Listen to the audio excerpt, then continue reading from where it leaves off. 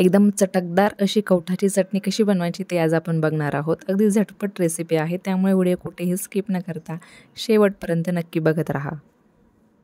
Hi hello नमस्कार, मी आनंदी Abhijit YouTube चॅनलवरती तुम्हा सर्वांचं पुन्हा एकदा खूप खूप स्वागत।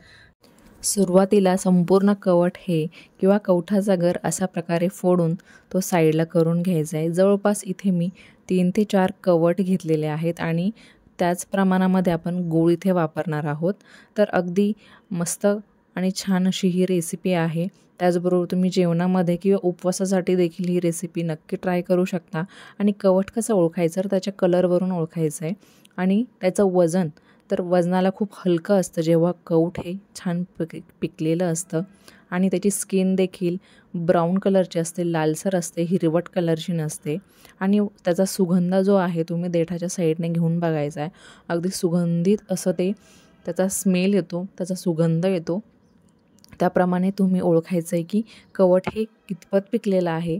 आणि अशा प्रकारे मी 3 ते 4 कवठ त्याचे गर काढून घेतलेले आहेत आणि त्याच प्रमाणात मी इथे गूळ घेतलेला आहे। जवळपास मी 2 कप भरून गूळ घेतलेला आहे। गूळ देखील मी मुसळीने ठेचून घेते, व्यवस्थित ठेचून घ्यायचं आहे। तुम्ही मिक्सरमध्ये देखील हे ग्राइंड करू शकता, पण त्याची जी चव आहे ती तुम्ही अशा प्रकारे ठेचून जर त्याची चटणी बनवली तर त्याची चव ही तशीच राहते।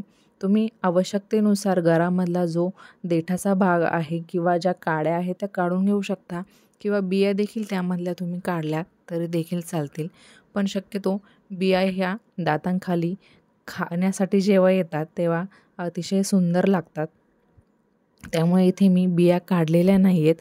तुम्ही तुमच्या आवडीनुसार बिया काढून घ्यायच्या आहेत।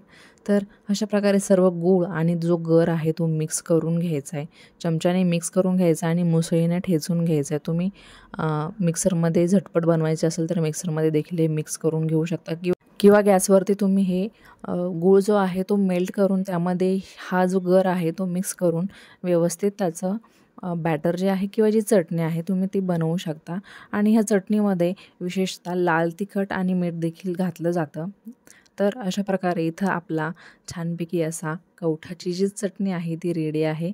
तर जो कवठाचा भाग आहे, आतला भाग जो कडक भाग असतो त्यामध्ये तुम्ही देऊन हे सर्व करू शकता। लहान मुलांना तर खूप आवडेल हे खायला।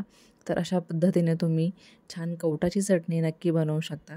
तर जी कवठाची चटणी आहे ही मॅरिनेट होण्यासाठी तुम्ही अर्धा तास किंवा 1 तास ते बॅटर झाकून ठेवायचे आणि त्यानंतर बघायचं एकदम छानपैकी त्याला गुळाचा जो पल्प आहे किंवा गुळाची जी पाणी आहे ते सुटतं आणि एकदम मस्त ओलसर अशी ही चटणी बनते।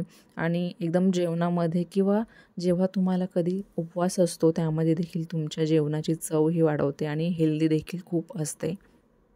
त्यामुळे ही रेसिपी नक्की ट्राय करा, सगळ्यांनाच आवडेल, लहानांना देखील खूप आवडेल। तर व्हिडिओ कसा वाटला ते कमेंट करून नक्की सांगा। त्याचबरोबर आपल्या चॅनलला सबस्क्राईब देखील करा।